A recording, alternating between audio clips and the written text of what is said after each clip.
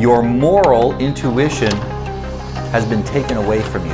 Our civilization isn't an emergency. We are descending down ever faster. And your moral license to act has been denied to you.